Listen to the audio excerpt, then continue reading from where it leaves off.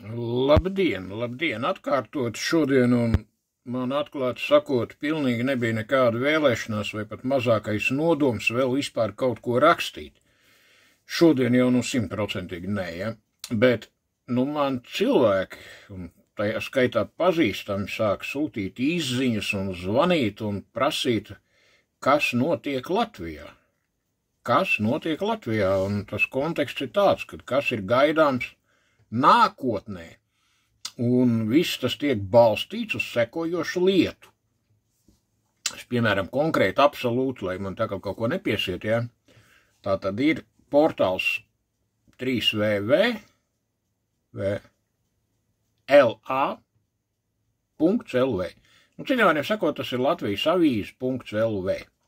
Šeit ir divas fotogrāfijas, divu cilvēku, tas ir Jānis Sārts un Artis Pabriks. Un kāds ir virsraksts jau pats, ja? Ata Pabrika un Jāņa Sārta izteikumi rada satraukumu. Jāpieņem, ka realizēsies pats drūmākais scenārijs. Tātad konkrēti LA.lv šī lieta ir nopublicēta šodien 10:30, 24. oktobris 2023. gads. Tad paskatīsimies, ko šie kungi ir tā nopublicējuši, ja? Tātad Artis Pabriks raksta, ņemot vērā pašreizējos un turpmākos draudus, ar steigu jāatjauno reāls darbs visaptverošās valsts aizsardzības sistēmas ar minimāliem birokrātiskiem šķēršļiem, jāforsē viss, kas saistīts ar militāro industriju, loģistiku, rezervēm, militāri jānostiprina pierobežas rajoni. Tas ir, es citēju reāli to, ko es redzēju Arta Pabrika tekstu. Viņš arī piebilst, bet tas šeit iet jau bez teksta, tas iet kā atreferējums avīzes, ja, portāli. Viņš arī piebilst, ka ir ļoti grūti šo visu realizēt bez spēcīga premjera iesaists, jo atsevišķām ministrijām nekad nebūs pietiekams pilnvars un autoritātes. Uz jautājumu, ko viņš saprot ar vārdiem, militāri jānostiprina pierobežas reģiona, Artis Pabriks skaidro. Skaidrojot varētu būt slēgtā un atklātā daļa. Īsumā, ņemot vērā mūsdienu militāro pieredzi, izdarīt visu saskaņā ar plānu, neatdodot ne metru no mūsu zemes. Ja neizdodas atturēt uzbrukumu, tad apturēt to iespējami tuvu robežu līnijai un tad patriekt atpakaļ. Apmēram tā. Es vēl vienreiz atkārtošu šo frāzi. Īsumā, ņemot vērā mūsdienu militāro pieredzi, izdarīt visu saskaņā ar plānu, neatdodot ne metru no mūsu zemes. Ja neizdodas atturēt uzbrukumu, tad apturēt to iespējami tuvu robežu līnijai un tad patriekt atpakaļ. Graudiņš to noteicis, to saka bijušais aizsardzības ministrs Artis Pabriks. Savukārt Jānis Sārts, NATO strateģiskās komunikācijas izcilības centra direktors savā X ierakstā, tas Twitteris bijušais, ja, norāda, ka var realizēties drūmākais scenārijs. Kā jau bija paredzams, pasaule strauji kļūs nedrošāka un nestabilāka. Tas ir jāatzīst, jāpieņem. Manuprāt, šobrīd domājot un lemjot par līdzekļu sadali, infrastruktūras attīstību un spēju attīstību, jāpieņem, ka realizēsies pats drūmākais scenārijs. Vēl vienreiz atkārtoju. NATO strateģiskās komunikācijas izcilības centra direktors Jānis Sārts, bijušā Twittera tagad X ierakstā raksta. Jāpieņem, ka realizēsies pats drūmākais scenārijs. Savukārt bijušais aizsardzības ministrs raksta to, ka ja neizdodas atturēt uzbrukumu, tad apturēt to iespējami tuvu robežu līnijai un tad patriekt atpakaļ.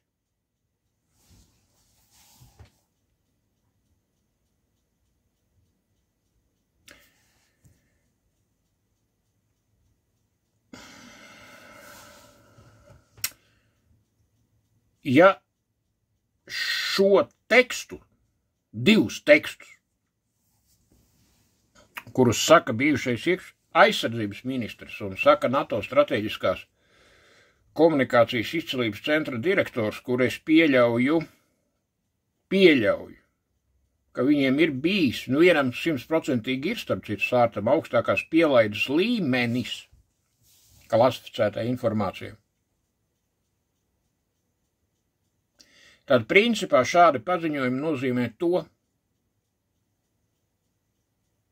ka ir paredzams karš. Tajā skaitā, kā saka Artis Pabriks,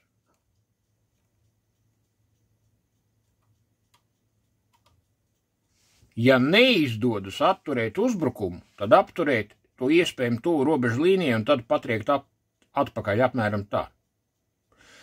Ņemot vērā visu, kas notiek pasaulē, lai šādas lietas sāktu publicēt, faktiski oficiālas valsts amatpersonas vai cilvēki, kas ieņem augstu stāvokli NATO hierarhijā, Jānis Sārts var uzskatīt augsta NATO amatpersona, Artis Pabriks bijušais aizsardzības ministrs, Nacionālās drošības padomes loceklis ilgadējs. Tad pagaidiet, kam mēs reāli tagad gatavojamies un ko mēs taisamies darīt. Jo, ja ir drīzumā paredzēta kara darbība un valsts, suverēns valsts, robežas šķērsošana no blakus valsts ar blakus valsts karaspēku spēkiem, tātad tas ir iebrukums, bruņots iebrukums. Tad jau šodien būtu jānodarbojas ar sekojošām lietām. To es varu paskaidrot, kā cilvēks, kurš vispār ir pabeidzis augstāko karaskolu. Kaut vai sāksim ar to, ja. Tātad šādā situācijā, ja ir skaidrs saprotams, ir izlūk dati. Es nezinu, kādu viņiem ir dati, bet, kaut kādi dati jau droši, ka ir, ja veic šādus paziņojumus. Tātad, kas būtu darāms? Tātad pirmkārt, iedzīvotāji aptuveni 30 km joslā no robežas tiek pārvietot uz valsts iekšienu. Kā savādāk? Tālāk. 10 kilometru dziļumā no valsts robežas viss tiek minēts maksimāli. Tajā skaitā ar pretkājnieku mīnām un nospļauties, ka viņus tur aizliegts jau kaut kādām nesaprotamām konvencijām. Tiek uzspridzināti pilnīgi visi tilti, kas saista Baltkrieviju, Krieviju ar Latvijas teritoriju, gan dzelzceļa, gan sauszemes, un kur atrodas mūsu teritorija. Visi tilti tiek uzspridzināti atkal 30 km dziļumā. Visi. Valstī tiek izsludināta daļēji mobilizācija un bruņoto spēku kontingents, Nacionālo bruņoto spēku Latvijas, tiek palielināts līdz 60 aptuveni, kaut vai 50 tūkstošiem cilvēku.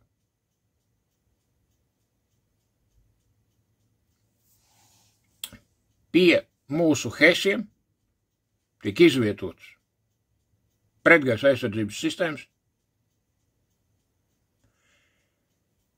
tiek izbeigtas novada domju funkcijas pierobežas teritorijās. Šīs funkcijas sāk pildīt kara komendanti. Un atkal šādā 30 km joslā tiek ieviests jau karastāvoklis.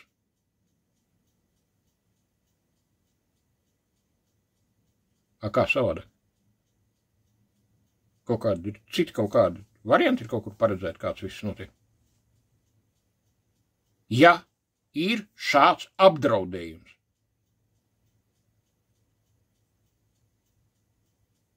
tālāk, līdz dziļumam 100 km no valsts ārējās robežas, uz visām republikas nozīmes automaģistrālēm tiek izvietoti saucamie kontrolpostiņi, ieviest apļaveidu kustību, samazināts automašīnu ātrums, var pārbaudīt šajos kontrolpostiņos jebko un tā tālāk vispār nepaskaidrojot neko. Šīs funkcijas pāriet militārās policijas kompetencē, kuri var šaut bez brīdinājuma par jebkuru pavēles neizpildi. Tā tik tas viss notiek reāli. Reāli tas notiek viss tā. Es to esmu redzējis, kā tas viss notiek reāli.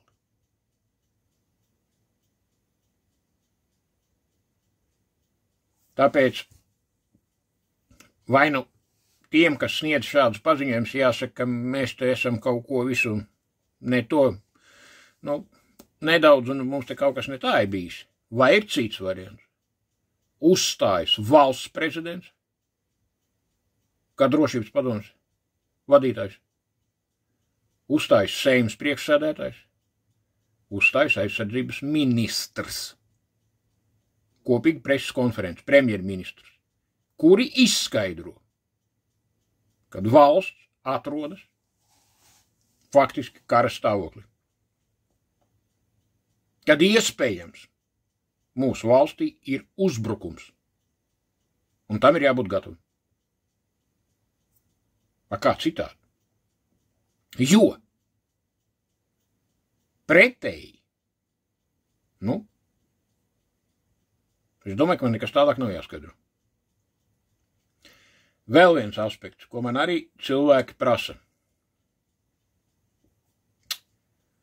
Kāda ir reālā situācija ar Putina veselību? Medicīniskā ziņā. Ar šito tur jau skaidrs, ja? Tātad, 99% es varu apgalvot, kad viņam ir veselības stāvokli, viss ir normāli. Normāli. Jā, viņam ir dubultnieki. Dabīgi. Tas ir arī pilnīgi normāli pie Krievijas politikas. Viņš ievēro baigot distanci, cenšas vismaz ievērot tiekoties ar cilvēkiem, jau kopš Covid laika. Es pieļauju iespēju, ka viņam tiešām ir kaut kādas problēmas ar imunitāti. Kaut kādas problēmas. Bet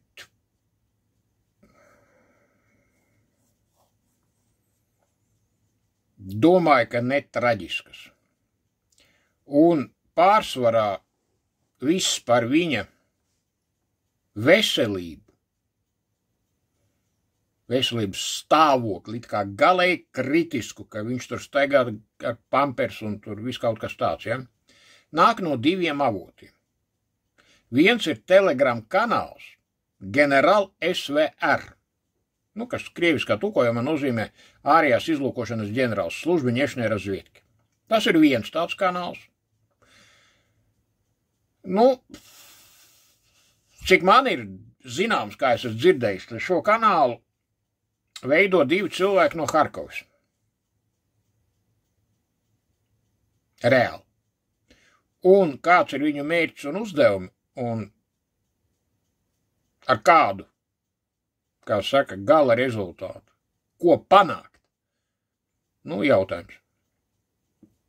Otrs milzīgs speciālists par Putina veselību, kurš jau 5 gadus skaidro, ka viņš tūlīt nomirs. tur vēl jāpagaida 2 dienas un viss, jā. Arī viņš ir YouTube'ā un viss kaut kur, ir tāds profesors Solovej. Tam viena tēma tikai ir, ka Putins tūlīt nomirs. Tātad pirmkārt, šī persona tiešām tāda ir, un viņš tiešām ir profesors. Viņš tiešām nav dumšs, reāli nav dumšs. Bet viņš augstākās kategorijas nelietis un augstākās kategorijas melis, dezinformators. Pie kā viņš to dara par atalgojumu. Un sen, ļoti sen, viņš darbojas Federālā drošības dienesta uzdevumā. Tāpēc, ka pretēji visu, ko viņš tur murgo, atrodoties, es uzsveru vārdu, atrodoties Maskavā. Nu, viņš pēc stundas jau sēdētu. Pēc stundas viņš jau sēdētu. Viņš nesēž, viņš smaida, ļoti apmierināts ar dzīvi. Un tēlo kaut kādu tādu ļoti neatkarīgu ekspertu, kurš visu zina un kuram ir pieejama informācija Kremļa augstākajos koridoros un viss pārējais un gaitiņos un tolties un vēl šur tur, ja. Tāpēc tas ir pilnīgs fufelis īstenībā, pilnīgs fufelis, un viņa loģika Federālā drošības dienesta dabīgi, kad gan kontrolētā, gan arī informatīvi pasniegtā to, ko viņš, kā saka, izrunā, ir sekojoša, ka visi samierināsimies, viss būs kārtībā, nevajag satraukties, nevajag neko darīt. Pats galvenais, tas ir domāts Krievijas iekšējai auditorijai. Galvenais, neko nevajag darīt, arī rietumiem zināmā mērā, jo lūk, nu, ja ne tagad, nu šodien, ja ne līdz 5, tad nu rīt 6 Putins jau būs mirs. Tā viņš runā 5 gadus. 5 gadus. Beidzumos. Tāpēc to vispār pa pilnu nevar ņemt, ja? Pilnīgi to pa pilnu nevar ņemt. Un es nezinu kāpēc, es esmu pārliecināts, ka viņam dabīgi, kad ir kaut kādas problēmas ar veselību, kā jebkuram cilvēkam, kuram ir 71 vai 72, tur arī, starp citu, viņa īstais vecums īsti nav saprotams, iet runa pa Putinu, nav īstais viņa vecums, tur kā vienmēr Krievijā viss šitie cirki, viņa īstais vecums īstenībā nav zināms, bet, 70 kaut kāds 1 gads viņam ir, ja, un tādā vecumā, jebkuram cilvēkam ir kaudze medicīnas rakstura problēma, tas ir nenoliedzami, jo viena lielākā daļa vispār ir mirusi līdz tam laikam, jo Krievijā vīriešu vidējais vecums, vai kāds tas vecums skaitās, ka tur aiziet jau pie visuma arhitekta, ir kaut kādi, man liekas, ka 66 vai 65 gadi vispār, tā kā viņš jau ir pārdzīvojis to termiņu, jau to vidēju statistisko. Un es neteiktu, ka viņš, jā, it kā šur tur ir tas viņa dubultnieks un tā tālāk, bet es nepiekritīšu visiem šiem stāstiem, ko es uzskatu pa pasakām, ka viņš tur tikai guļ gultā ar pampersu un kad viņš vispār var kustināt kreiso aci un raustīt labu ausu vai otrādi, ja? Es domāju, ka nē. Es domāju, ka viņam vidēji statistiski ar veselību ir tā, kā tā ir tādā vecumā. Un paļauties uz to, ka, cerēt, ka viņš rīt nomirs vakarā. Es nezinu, tas jau viss būtu superīgi, vai ne, bet, es domāju, ka ne. Tas ir tāda. Tāds ir mans viedoklis par šo tēmu. Bet es jau tā, es te runāju šodien vairāk kā vajag. Bet, es neesmu vainīgs, ka šeit mūsu bāleliņi sniedz dažādas paziņojumus, absolūti neizprotams, un uz viņiem ir kaut kā jārēģē, jo man paziņas sāk zvanīt un prasa, vai gadījumā nav jāpērk avio biļeti un fiksi jābrauc uz Mārupas novadu, lai tiktu gaisā. Tāpēc es domāju, ka šādā situācijā un pie šādiem izteikumiem atbildīgi it kā amatpersonu un cilvēku izteikumiem pazīstam, kuri veido sabiedrības domu, sabiedrības izpratni par kaut ko un tā tālāk, kad šeit būtu jābūt detalizētam valsts pirmo amatpersonu kaut kādam skaidrojumam vispār, kas notiek, kas ir sagaidāms un kāda ir situācija. Kā savādāk vispār? Jūs priekš tam tur vispār esat tajos amatos īstenībā. It īpaši šādās situācijās. Visu gaišu.